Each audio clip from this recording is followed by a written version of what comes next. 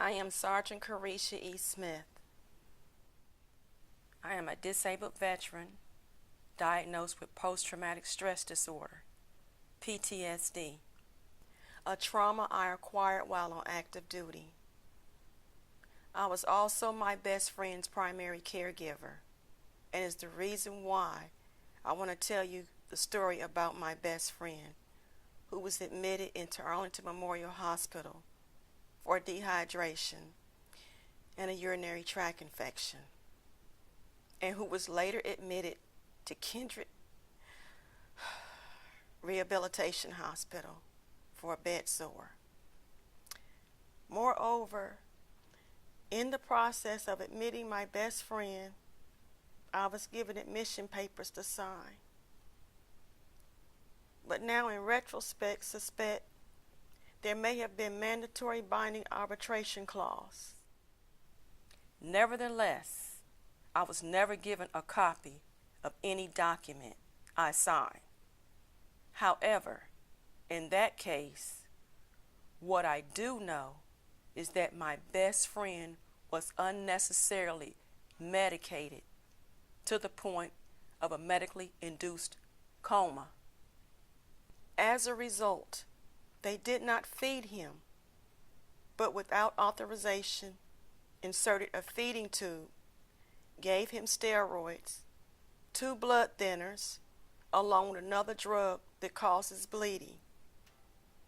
In short, on May 16, 2016, at about 10:30 a.m., I walked into my best friend's room and found him bleeding out severely. And all day long, I begged the doctors and the medical staff at Kindred Rehabilitation Hospital to transfer him to Arlington Memorial Hospital emergency room, which is right across the street. They refused. Consequently, around 8:30 p.m., my best friend, who was my father, was unresponsive. And to my dismay, there was no defibrillator available for them to attempt life-saving measures.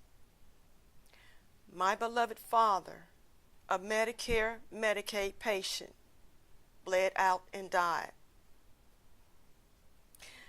I would also like to mention that Chloe, my service dog, was God sent and has done an outstanding job and has been a tremendous help throughout this ordeal.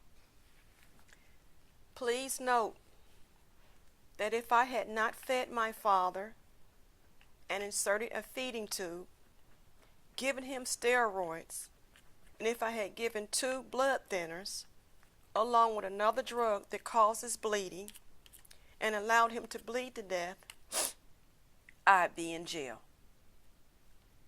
Needless to say, I am re-traumatized all over again because, as mentioned, I was my father's primary caregiver. I witnessed my father's death, and it was nothing I could do. Consequently, it is a sad day in America that I served my country since I was 18 years old, and yet my father had no medical staff, including doctors, to care enough to let me save my father's life by answering my pleas to transfer him to the emergency room across the street. I ask, how can they continue to receive federal and state funds?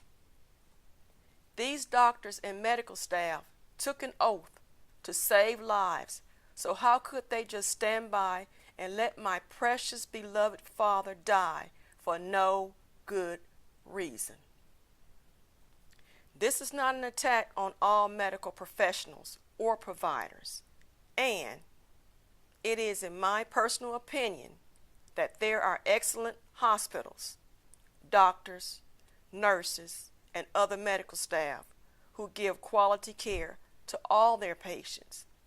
However, at Kindred Rehabilitation Hospital, my father did not receive the quality life-saving treatment that he deserved. Vincor Kindred's long history of wrongdoing seems to always survive and thrive due to Medicare fraud, which only adds insult to injury with the loss of my father. If these Medicare fraud cases were known to the public, then our loved ones would be less likely to be put at risk.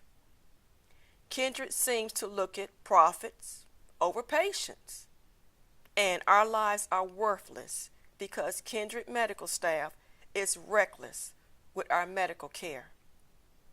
Additionally, any other business as unethical and abusive would have gone out of business decades ago. Yet, Kindred continues to thrive on recklessly committing Medicare fraud. Why has the Department of Justice not been more aggressive in informing the public about Kindred's record of bad behavior? It is the case that Kindred decayed decades ago from the inside out, and this should send a stench up our noses because the carcasses of our loved ones are not collateral damage, and the loss of life should cry out for justice. Nevertheless, we are told, if you see something, say something. Consequently, I did see something, and I said something, but they did absolutely nothing. It is absolutely appalling. Kindred Rehabilitation Hospital had no defibrillator. I am Sergeant Carisha E. Smith, and I approve this message. Over and out. Follow us on Facebook, Twitter, and YouTube. If you would like to contact me, my number is 817-461-5116. My email address is aovwinc@aol.com.